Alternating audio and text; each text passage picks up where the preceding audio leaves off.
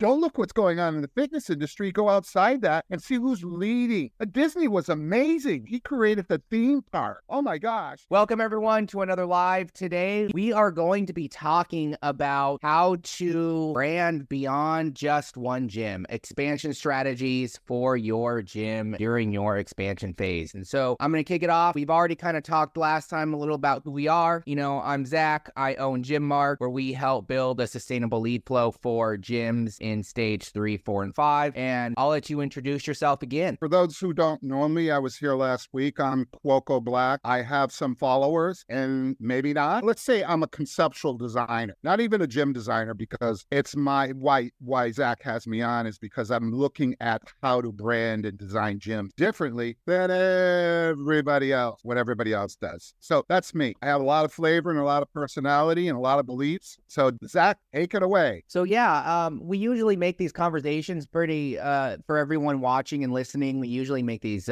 pretty just informal. We like to go back and forth on stuff and just kind of not so much rant, but kind of talk about some strategies that we have seen and situations that we've seen in the market of gym ownership. So to start off today, you know, why don't we talk a little bit about, I'll start off from the marketing side. When is the right time to kind of expand your gym's presence and start opening a second, third, fourth, fifth location, blah, blah, blah. To start off, you know, what I've seen in the market are these stages. And last time when we had this conversation, we kind of did the stages a little bit, but what I've seen as a good, healthy business model, the perfect time to expand for a gym and to open a second location or third location is once they're at the point where they're getting past gym ownership stage 3 to stage 4, which is basically you've hit over the $1 million mark. You're kind of at the point where you're ready to start building that consistency and that flow among other locations in either your area or even a different state. It really depends on your strategy. And so this video is really for those types of people, those people that are financially healthy within the gym. They've gone past, you know, hey, we have one gym here. We built a consistent culture. We built a consistent design. We built a consistent marketing strategy for the internal of this one location. We've kind of gone through certain pain points, and now we're ready to kind of take it to the next level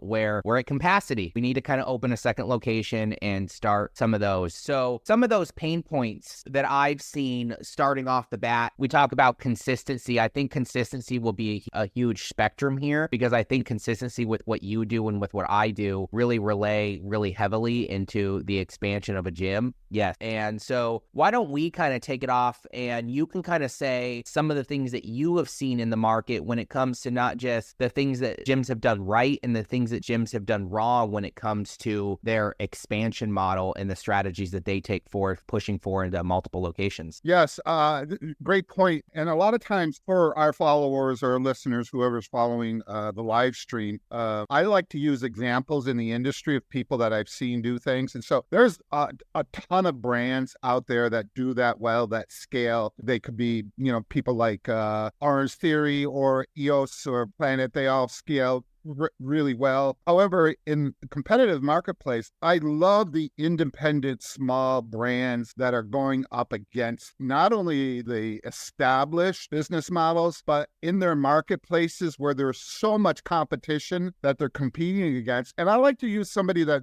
what I consider is really was strategic and really savvy about expanding his brand. And that was David Barton. For those who know David Barton, what David did, he was kind of like what I consider, I followed David Barton's steps in the sense is I understood where he was going with his branding and design. And I thought it was really amazing that each club that he did not look like the other previous clubs that he had done as he scaled, but they all had the David Barton DNA, that DNA. And I love that. And I think the value of that is that people who know your brand and see you scale and know what you do, as you tweak your model, as you sort of bring in new elements and new features, but still still staying within your brand DNA. It creates an interest, a loyalty, a culture, and a following, and a try. I think that's the future for brick and mortar. I mean, it's just so, how do I say this? I'm going to use the word soulless. I have a local gym, a franchise model that I'm near, and it's red and gray and white. And it's the most boring gym to exercise in. So if there was another gym, another brand that had more flavor, personality, character, style, intellectual property, I would in a moment traveling in a gym that inspired me to work out. Because when I go to this franchise model, that's gray and white and black. How many times have we seen that? Red and black or hexagon light. I'm really impassioned today because I really sort of have a pulse on what the consumer's looking at, and all across, not only in the fitness industry, across culture, fine art, music, fashion, whatever you want. And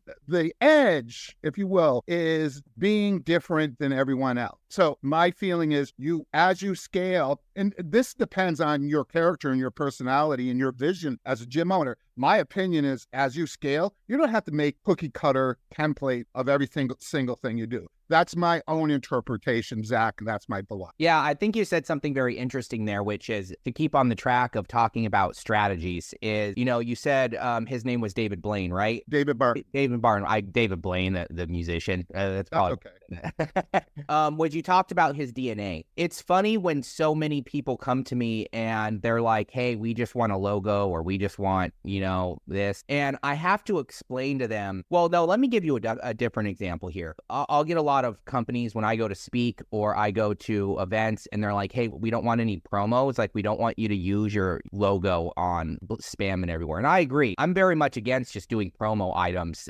because I think part of it is I'm a designer. I'm at heart. We kind of look at the model of I can create a whole language around my personality, which is a brand language based off of different ideas and different templates. And so what you were talking about with David is that he was able to, with that consistency model, he was able to figure out his personality. He was able to build his initial gym around that. And when he started to expand, he didn't have to make it exact, but he still had somewhat of a model of building design consistency around these certain attributes of what he was creating to create that somewhat of a brand language. They can be unique, but with each location, but still have that subconscious feel and experience that his other locations do. So when somebody comes, maybe they're in one location and maybe they're traveling and they want to go to another location because they're working over there that day or something like that they know they're going to get the same experience. So still has that emphasis. And going back to my example,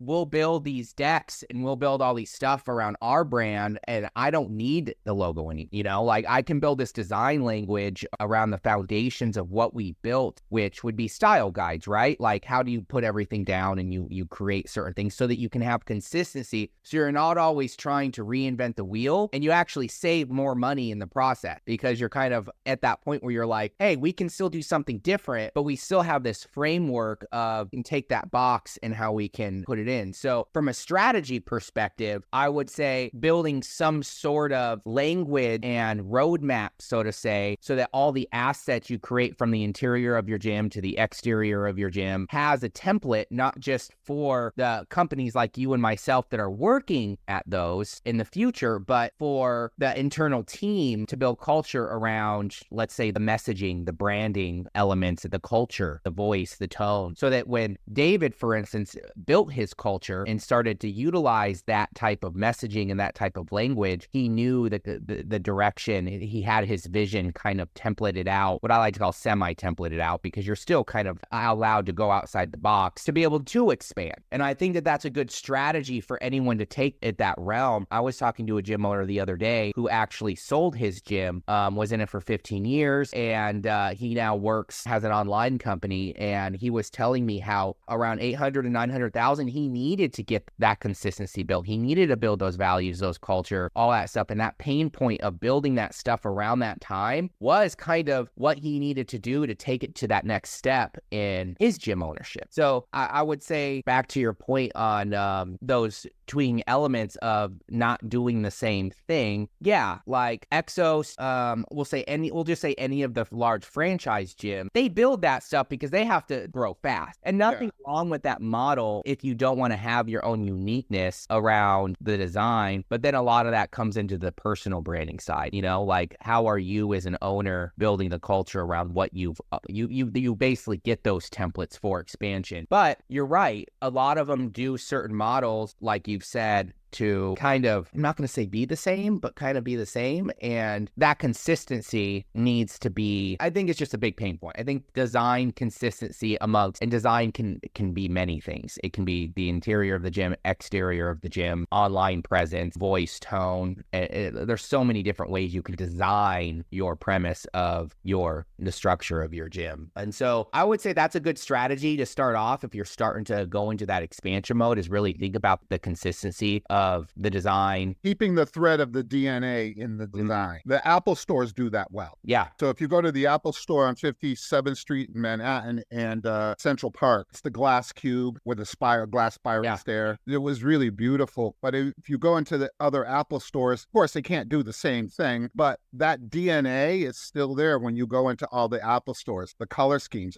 really shrewd. I love Apple's branding. You'll know where I'm going with this. I love how they play the white store interiors, the minimalism white, some wood accents against their anodized aluminum colored product. They use the brand DNA, which is the white, as the background canvas, as if in a painting, and all the products with all the colors stand out against that. They do that in their advertising, in their marketing. You'll see pictures of the iPhone in 5 different colors and a lot of their marketing stuff. So again, I think a lot has to do with the vision of the developer, what they're planning to do. And I guess, I'm probably talking to the mid-sized market, not so much one-up clubs or the big box. You're not. You're talking, like I said, you're at about the stage 4 aspect, the 1 to 3. Yeah. Because I've had a few gyms come in myself, and from a marketing perspective, and they thought that they tried to grow too fast. They were at this point where they're at 300,000. They had 2.5 locations. And when you just look at the finance side of things, it's like, well, you're kind of cutting it pretty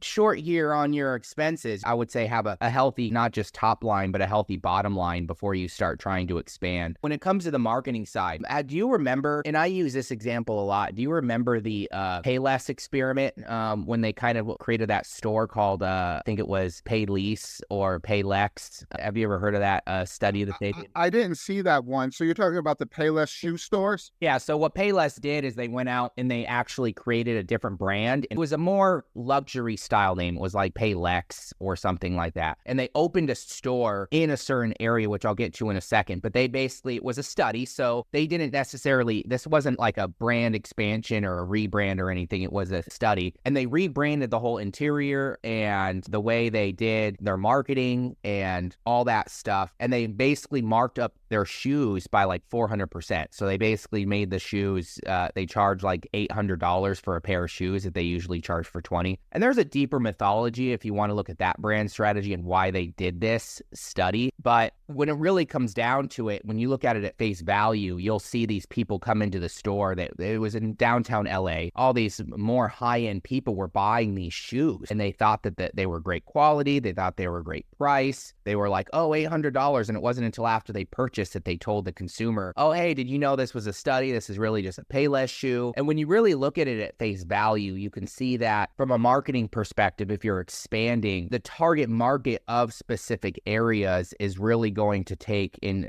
a huge consideration on how much you can charge for your memberships, but the look and feel, and it's the who, what, where, right? So they knew the who. So they knew the who was, hey, we're going to be focusing on this sort of audience. And so they basically opened it in in a location where they knew that the money was there. They opened it, they made it very luxury style so that they were able to, from an experience standpoint, to the way they had their customer service, to the way they built the interior of this, to even their brand overall was totally different. It was a more luxury style look and feel. Yeah. That in itself attributed to the 800% markup, right? And so to give a tangible result here for people that are like, hey, how is branding in itself going to provide me with income? You know, how is it really going to help me grow a gym, even expand? And I say from a marketing perspective, knowing your who, what, where is kind of a huge deal. And that plays into the psychology of when you do the interior of your gym, when you do the exterior of your gym, and when you do the types of marketing that you do. It was a really unique study. You should look it up. I actually have a link on the YouTube channel. But when it comes to the marketing side, it's very similar. You talked a little bit about it earlier, and I kind of want to bring it up again, where you were talking about the experience and where brick and mortars are going, right? In general, I think that in general, not even just gyms, the way that we are in the marketplace right now, the gym industry was dead, you know, just 4 years ago. You know, everyone was working from home. Not we thought it was.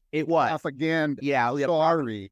It was probably, but a lot of them had to shut down because of the stay at home. I mean, it was just inevitable. But now in 2024, what I'm seeing is a lot of people, even if they're working from home, they need a place. I was just talking to a fellow member the other day, and he's like, my daughter found this club to do, I think it was a certain type of yoga. And she's like, that was where I went. That has helped me with my mental health so much because I started to build a community. I started to build like-minded people that were following the same direction as me. That's what gyms need to start doing, because no one wants to, you know, there's nothing wrong with working out from home. I think gyms need to embrace that aspect a little bit more and allowing their members to say, hey, we want you to work out at home, because it still allows them to build value on them wanting to come to the gym, knowing that the community aspect of the members and the culture are what's going to keep the person coming back for more. Yeah, I mean, one of the common comments that I was getting during the lockdown, that developers, the gym owners that I was working with, was telling me that their members wanted to give back to the clubs. They were fed up with having to train in front of the monitor in their bedroom. They were sick of it. They wanted to be back, regardless of what was promoted. And I believe, yeah, there should be some out-of-gym sort of ancillary sort of services, fitness that people can do from home, but it should be branded to the gym brand that they're associated with. So, yeah, I don't want to go too sideways. I want to try to give valuable information to your listeners. And again, I'm a very impassioned personality, if you will, about how I believe this should happen. And the only reason I'm saying this is because I drew a line in the sand, and I said, you know, you're all going to keep building gyms that look like gyms or boutique hotels. Everybody does that. Or you're going to deviate. So where are you going to be as we scale into the future? You know, are you going to keep doing what everybody else is doing? Or are you going to be a visionary? Are you going to step out, differentiate yourself? And I told you, I follow other people. I try not to get in the silo of staying within the fitness industry, because it's just the same rhetoric and the narrative. So I keep my eyes outside the fitness industry 90% of the time. I have this belief. I've adopted my philosophy of helping gym owners. And I tell gym owners last week, get off the internet looking at gym designs or gym branding. Get off the fitness industry. Go look at what Disney did. Look what Steve Jobs did at Apple. Look what Tesla did. So what I'm telling people is, don't look what's going on in the fitness industry. Go outside that and see who's leading. Disney was amazing. He created the theme park. Oh my gosh. And his vision. And I just put a post today on my page about creating an environment where think like Disney. Are you going to think like other gym owners, or are you going to think like with somebody that had this vision that was amazing? So who are you following? What lane are you in? Are you following everybody else in the fitness industry? Because I tell you, here we go. You're not going to like it. I see all these gym models coming up on the internet, and I keep saying, how many times are people going to keep doing the same thing that everybody else keeps doing? No, it's the lighting, it's the colors, it's the flooring, it's the turf, it's the same thing. It went back to what you were saying earlier, where it's like, hey, if I went to a gym down the street, and the reason I think that this really affects gyms, and especially with what I do, is because I get a lot of gym owners that come to me and they just have marketing fatigue. They think they need to do this and this and this and this, and then they do 80 different things. Nothing's working, spending all this money. It's like, well, like, I'll be honest with you, there's really only two things that are going to get people to want to come to a gym. One, simple. They're going to look you up and they're going to be like, oh, this is a mile away. Number two is customer service, your positioning. Back to your point, if you wanted to open a gym and you wanted to build a vision, just going online and trying to match what somebody else is doing, this doesn't mean you're reinventing the wheel. There's still certain things that you're going to want to do as a gym that have been worked on before, from like, let's say, the culture building to the interior model of how you set up your team. Like, there are certain things that may already work that you may like, you don't want to go too outside of the box because it's a completely different model. Let's go off your Disney example, for instance. If I were to say, hey, I'm going to go, this one's a mile away, and we're just going to say it's a franchise gym. It's normal. They may have some good reviews, but I know the feeling, I know what the premise and the feeling of the inside of the gym is going to be like, and the people and the culture. And I may find one that's 2 miles away. I would go that extra mile. And let's say I'm not even me. Let's say I'm an 18-year-old or a 16-year-old, even 24-year-old, and I love Disney. Like, I love it motivates me. I have children, and you build a premise within the model. If you're Disney, where you're like, hey, like, we have daycare, but it's really facilitated around the kids. That would be something back to what you're talking about with finding in a way that something looks from a visionary standpoint to be like, hey, we need to target a certain market, and these are the types of members we're going to bring in. So our model has to rely on that type of individual. So if I was like, oh, this Disney one, and I'm like, oh, look at this, they have this huge daycare center with inside, they take care of my kids, I have a place to build a culture, and they really premised on something like that. And this is just me going off the top of my head, but I'm giving an idea to people when they come up with how the interior looks like, they come up with their model, what kind of services or offerings that they can provide on addition to what they're doing to bring certain types of members in, how they're going to be able to separate themselves, not just by just thinking it's a tangible look and feel, but by thinking, how can we separate out our business model different than these people and bring in a correct audience? Yeah, you're sort of saying, like, how do I cultivate my brand to the demographic without going outside and being like everyone else? And again, because I'll use the word radical about my approach of what you're saying to help gym owners. I hear this from, and I talked about this last time, when the gym owner calls me and says, I had a guy walk in, a prospect, and he said, I feel like I'm in a spaceship. I don't want to leave this place. That's what I'm talking about. Yeah. You're shifting, and I've said this before, and it's not me. I'm just borrowing from other brilliant minds outside of my expertise in other areas. And they say you have to shift the consumer's expectation of what your environment is going to be. And that's what Disney did. That's what Apple did with their products. That's what Tesla did. And so what I'm advising, and some people are hearing me and some people will never hear me. You're always going to have people, your followers, and not. But the people that are hearing me are creating these gyms that are outside the fitness industry, and they're excelling and doing really well. And it's a slow process. I have somebody in Northern California. I'm not talking about me. I'm talking about the owner in Northern California who went online, saw what I did, reached out to me and said, she goes, I want a futuristic gym that nobody in my marketplace has anything like. And she said the words that I've been saying, futuristic, sci-fi. And I keep telling people I'm not saying make a spaceship gym. What I'm saying is you're doing something different and you're forward. You're leaning forward. And so it's exciting because the dynamic, and I watch what she's doing. She's really she's doing her own apparel line, leisure wear line, her apparel line. She's a broker. She's opening a gym.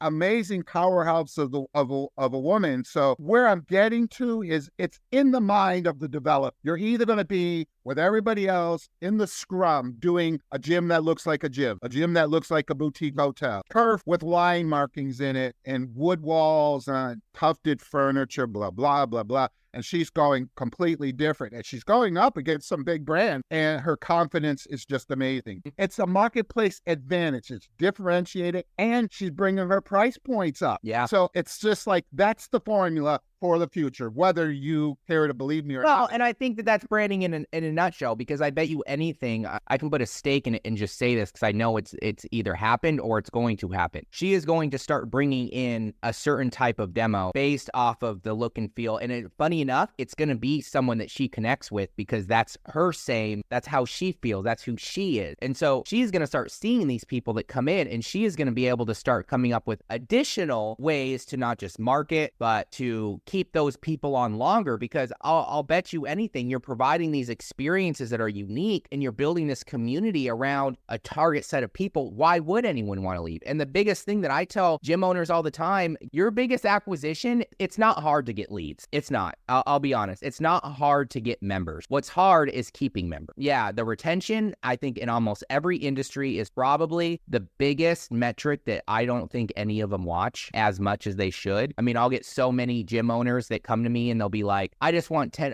to 100 new members tomorrow. And I'm like, so do you want 100 new members, or do you want 50 that are going to stay consistently and sustainably build that model so that they start becoming your advocates and they start bringing in more people for you, you know? Like, so it's a funny thing because churn rate in the gym industry is about 10%, the average. I've seen really good gyms be down to 5%.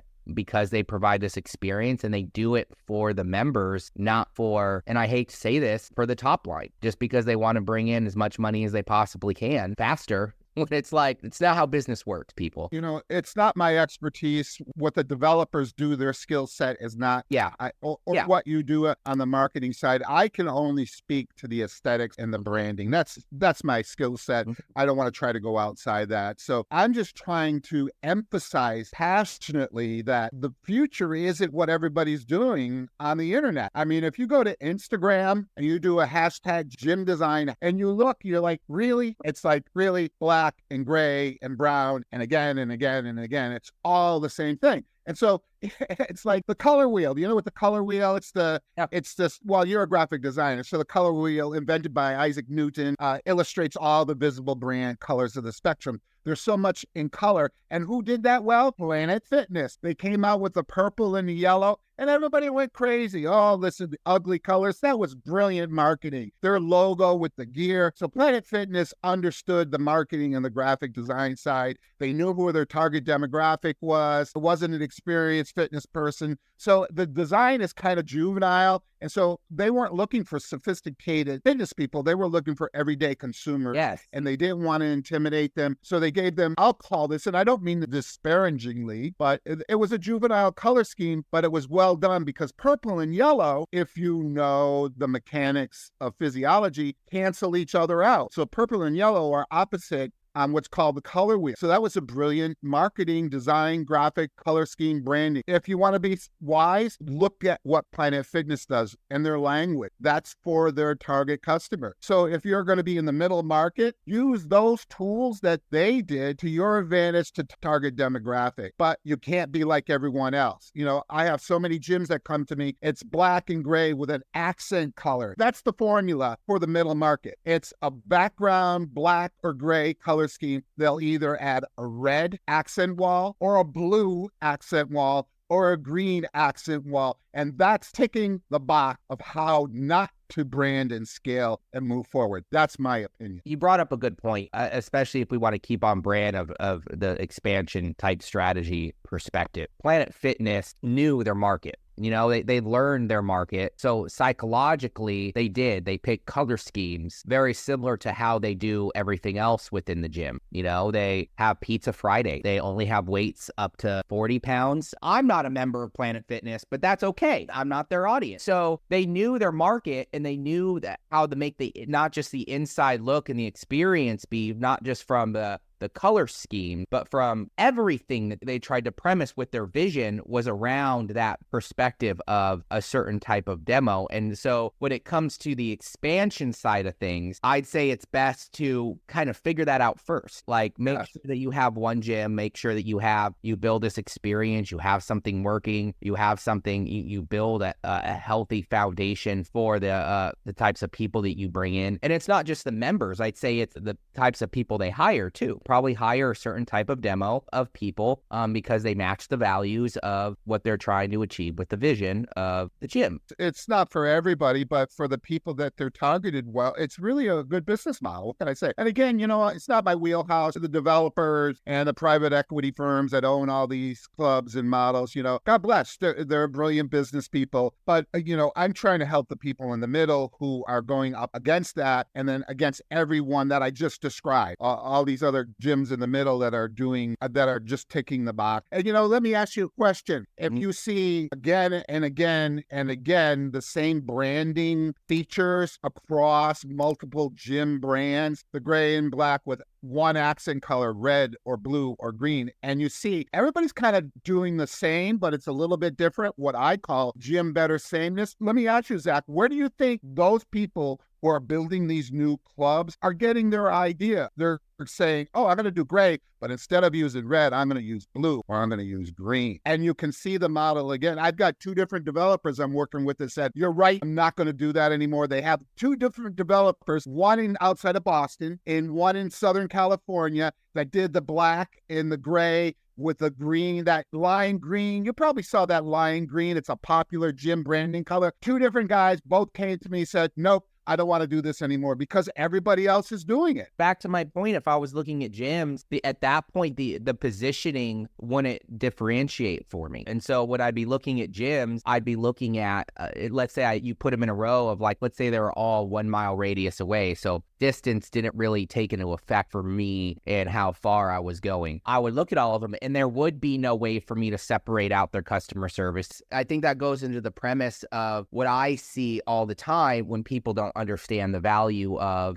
branding and expansion yet. Of growth, is they think it's just a color. They think it's just like, oh, this looks pretty. But this is what this gym's doing. And so I'm going to do that. I had a prospect a couple weeks ago I was talking to. We were kind of going through the motions. And one of the things that the owner asked me was, this gym's making half as much as me, but they're doing it right. How do I copy them? And I'm like, well, one, you don't know if they're doing it right. How do you know their bottom line? How do you know their top line? But two, I'm like, you don't really want to copy them. And guess what happened? They had a gym. I'm not going to say who they are. They tried to brand themselves like they were a luxury gym. They had diamond in their name, a certain type of phrase with their naming, which tried to make them seem elite and luxury. But then you looked at the inside and it was what you said, rundown machines. It was a red stripe on the wall. It was very normal. And I'm like, this isn't separating you. It's probably working for the other guy is that he separated himself. They never told me who it was, so I couldn't do any sort of competitive analysis. But they ended up not moving forward. They just thought, hey, I just need to go to one of these large, and nothing wrong with these large companies. I think it works for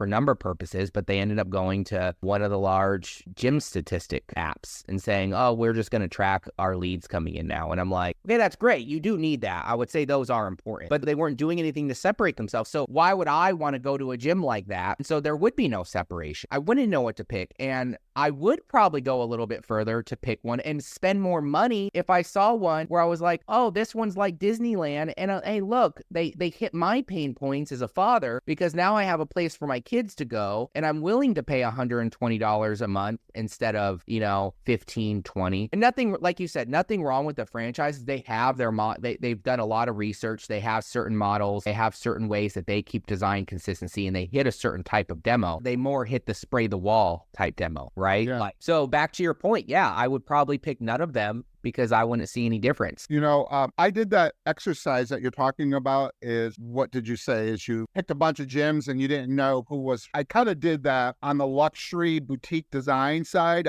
when I meet developers. So the first brand in on the boutique hotel look was Equinox. They were the first ones that migrated the hospitality aesthetic into a gym. And so I took a photograph of one of their lobbies and then I interspersed it with boutique hotel hotels and restaurants, and they all were the same aesthetic. They just all were using boutique design. And I'm casting no aspersions on any of these brands. How many like brands can you have in a marketplace that are going to compete against Equinox? I think if you're in the right city, you could do that. But again, you know what? This is not my expertise. All I'm saying is that gym owners, if you're listening, doesn't matter if you have a medium-priced gym, a luxury gym, or a low-priced gym, but if you're doing what everybody else is doing, you're competing. And why do you want to compete? Peter Thiel from, PayPal said, competition is for losers. So all I'm arguing with or trying to advise you with is stop looking at what other people are doing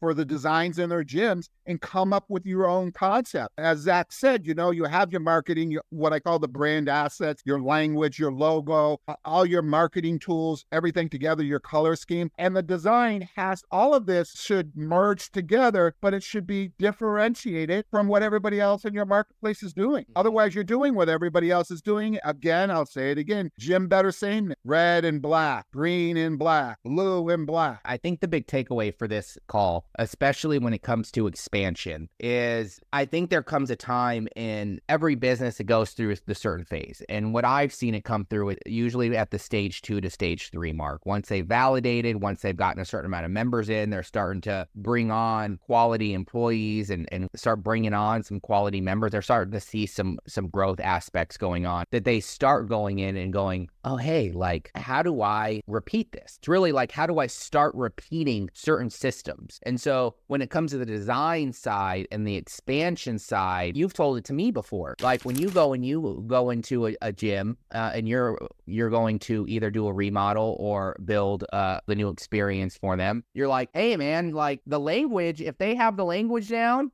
like if they have all this stuff down, it helps you so much gain a grasp of their vision that you're able to create a better experience because you're able to see the vision in a way that helps you not just probably design it better, but you probably save them money too, because now you're not guessing, spending all these extra hours trying stuff and then breaking it down or like doing certain things in your process. And so that would be, I think, the strategy that people need to take away here is to build that design consistency or that consistency in general, start having those systems down to the key. And that's really what makes great branding, right? Is you start to build this consistency, you document it, and you have those assets that you can kind of utilize for different spectrums, if it be marketing, if it be remodeling the gym, if it be building a new gym. And it's okay to evolve and change. I think we all go through rebrands ourselves as people multiple times in our lives as we evolve as people. And so that's probably my biggest takeaway that I would say for people and leaders in the gym space should take away as they're starting to go through that expansion premise. To end today's call, what would be one takeaway that you would probably give to the audience? My takeaway is this: the future is in the vision of you, the gym owner,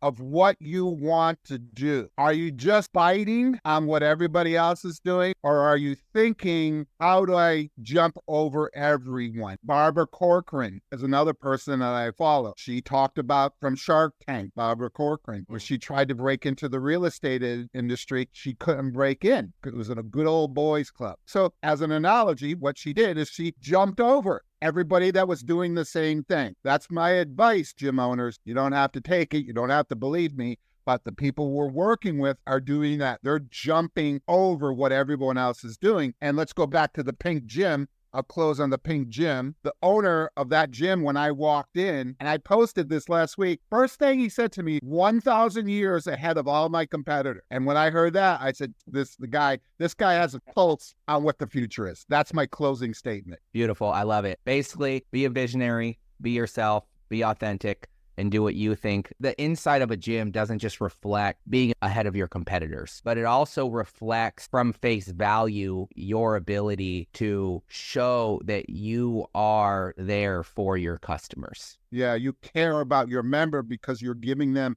an experience. And So value. in closing, let's tell everyone how they can get a hold of you and how they can get a hold of me, because I like to self-promote some. Yeah, no, we can. You go first. Everyone, if you love me or hate me, you can follow me on Instagram at Gym Designer. One word, Gym Designer on Instagram. Lots of really beautiful, colorful, differentiated, sci-fi, cool gym. And you, Zachary? Again, I want to thank everyone for being on another episode of Gym Break, where we talk about different ways that we can help gyms grow. You can find me. We have a private podcast out right now where we help people through a 3-pillar process. Go ahead and go to leavethatmark.com. I'll leave it down in the comments below where you can watch the 3-series private podcast on how you can start building your sustainable lead flow today. Again, I'm Zach, and you all have a good one. Bye, everybody.